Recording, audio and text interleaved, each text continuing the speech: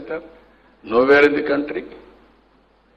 అప్పట్లో నేను 10,000కి అడిగాను కన్వెన్షన్ సెంటర్. 10,000 వైబులేట్ అవుతుంది సార్ అది ఇది అంటే కాదు అవుతుందని చెప్పాను. అప్పుడు ఎవరైతే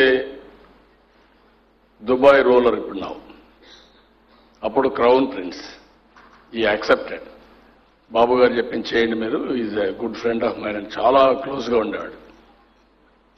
that is how MR properties, cross subsidy, convention centre, NAC and also hotels, exhibition centers. That is the vision I have given.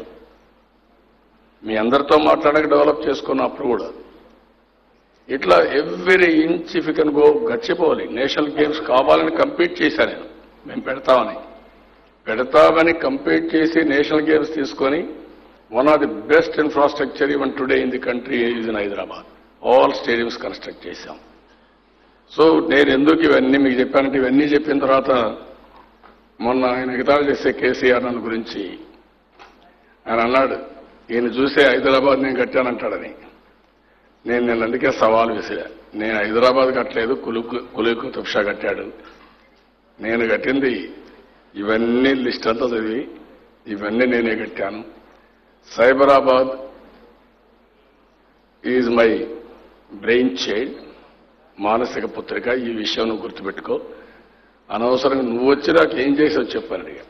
మీరు ఎందుకంటే ఇవన్నీ పొలిటికల్ మీటింగ్ కాదు, కానీ నేను గట్టిగారికి ఒక ఫామ్ హౌస్ కట్టా తప్ప ఏం కట్టావని అడిగాను. So this is a reality. రేపు మనల్ని కూడా క్వశ్చన్ చేస్తారు. Be careful on that. మీరు ప్రారంభించినట్టుగా పని కాకపోతే మనల్ని కూడా క్వశ్చన్ చేసే పరిస్థితి ఉంటుంది.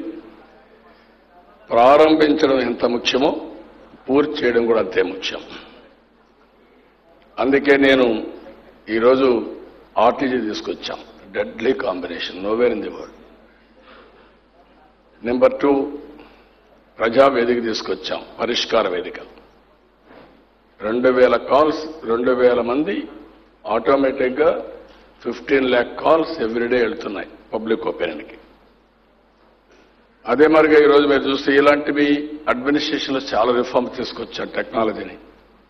ఈరోజు వన్ మోర్ నేను మీకు అందరినీ మిమ్మల్ని కోరేది, then straight away will go to subject. ఈరోజు కొత్తది ఒకటి ఇంట్రడ్యూస్ చేస్తున్న వయాడక్ట్.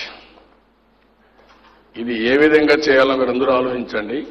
అవసరమైతే ఇది mantra for all of us. First నుంచి నా దగ్గర నుంచి లాస్ట్ మైల్ వరకు దీన్ని ఏ డెసిషన్ తీసుకున్నా ఒక 2 నిమిషాలు ఆలోచించుకొని ఫాలో అప్ చేస్తే 100% కాదు, 15% కాదు, we can grow 20%.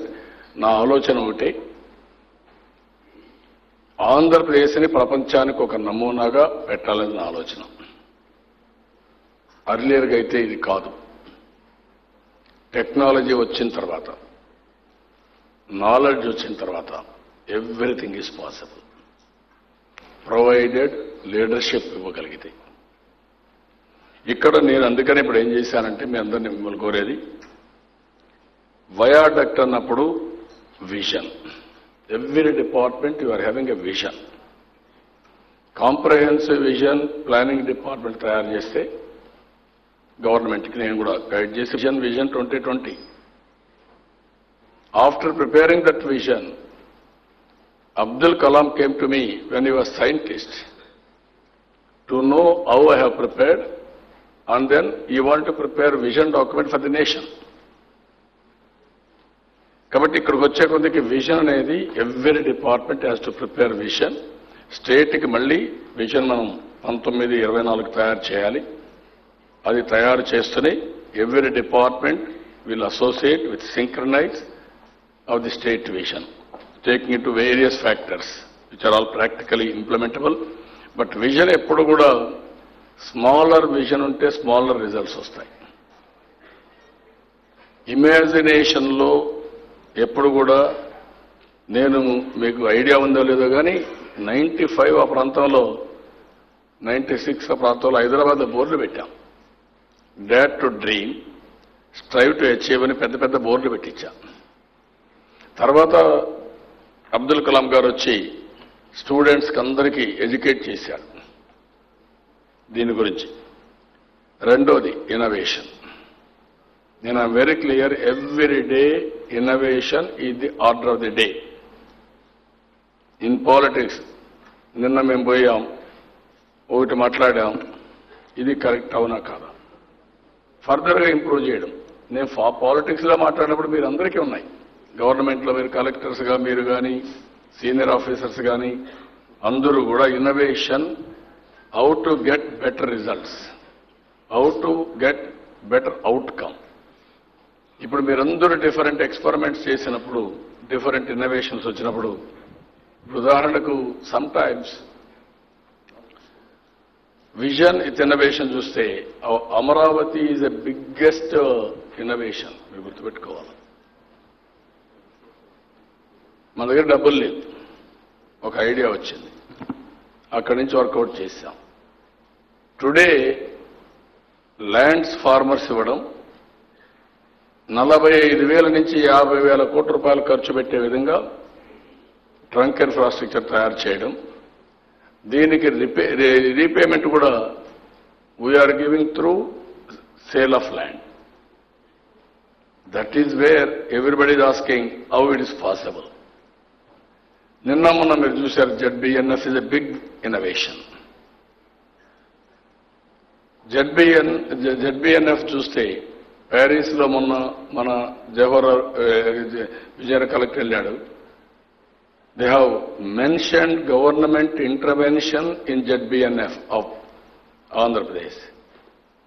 That is how it is possible. ఇక్కడే మన అడ్వైజర్ ఉన్నాడు,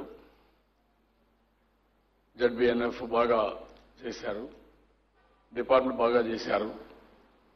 ఇది జరిగితే మనం ఇండియా తరఫున ప్రపంచానికి ప్రకృతి సేద్యాన్ని అందించబోతున్నాం. ఎవ్రీ టైమ్ వీఆర్ ఆస్కింగ్, పోయి కాశ్మీర్ ఇష్యూను ఇంకొక ఇష్యూ మాట్లాడే పరిస్థితి వచ్చేది.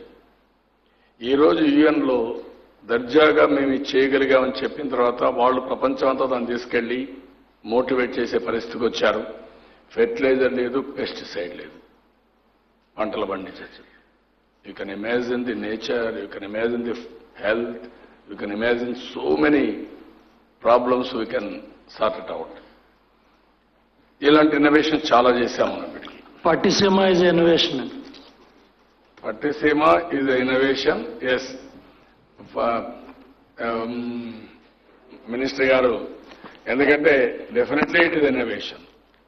ఎందుకంటారంటే మమ్మల్ని కన్విన్స్ చేయడానికి 3 నెలలు పట్టింది సార్ మీకు. మమ్మల్ని అందరినీ కన్విన్స్ చేయడానికి 2-3 నెలలు పట్టింది మీకు. పట్టిసీమ వచ్చినప్పుడు ఒక పక్కన నీళ్లు పోతున్నాయి సముద్రంలోకి, పోలవరం ప్రాజెక్ట్ వస్తుంది, ముందు ఆదిత్యనాథ్ చేస్తున్నాడు. అప్పుడు తర్వాత మనం శశిభూషణ్ వచ్చాడు.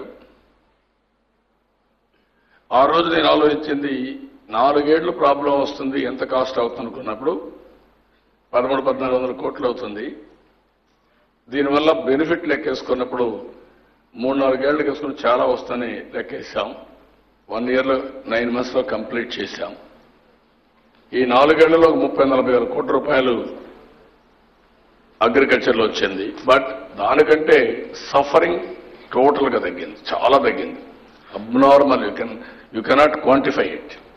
రాయలసీమలో ఇప్పుడు కూడా నీళ్లు లేవు, మొత్తం హార్టికల్చర్ అంతా ఎండిపోయేది. ఇంకొక పక్కన ఇక్కడ కృష్ణా డెల్టా ఎడారిగా మారిపోయేది. అదే మాదిరిగా అన్ని ప్రాంతాల్లో గొడవలు అయిపోయాయి నీళ్ల కోసం.